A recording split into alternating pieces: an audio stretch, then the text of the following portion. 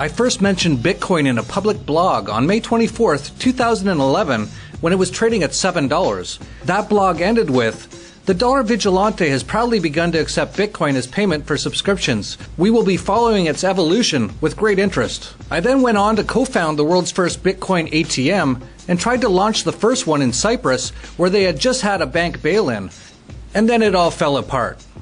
Before mainstream media caught on to how much I was trolling them on live TV, I defended Bitcoin after it had crashed to $90 in 2013.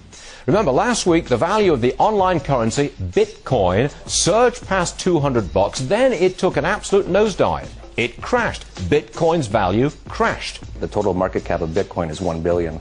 So we're only back to where Bitcoin was at the start of this month. And of course, since then, I've pounded the tables that everyone should get some Bitcoin. And what a year it has been. In April, we celebrated as Bitcoin hit an all-time high above $1,300. Then $2,000 in May.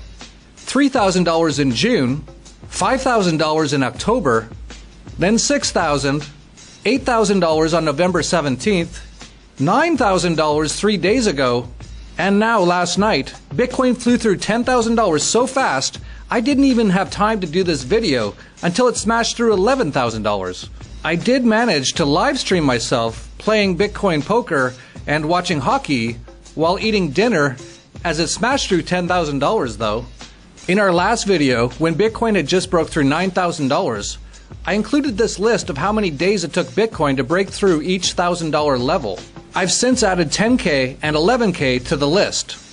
As you can see, it took thousands of days to break the $1,000 and $2,000 level, but in the last few days, it took 9 days to hit 9,000, 3 days to hit 10,000, and yes, 12 hours to hit 11,000.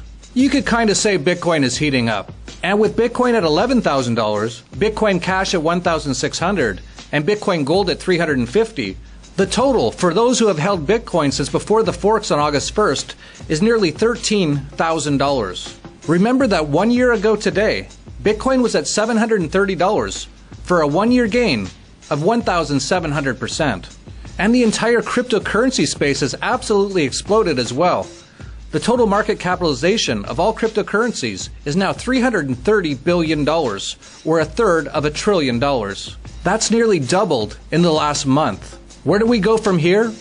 That really is anyone's guess. Bitcoin has reached the mainstream now, and everyone and their grandma seems to be piling in. At some point, though, it will get pushed too high, too fast, and have a large correction. When that is up for analysis. And that's exactly what we do at the Dollar Vigilante newsletter. You can get access to it immediately in the links down below to read what we've been telling subscribers lately, as well as to access our subscribers-only Facebook group with thousands of TDV subscribers worldwide who can help you to figure out the best way forward now that we are in crazy land.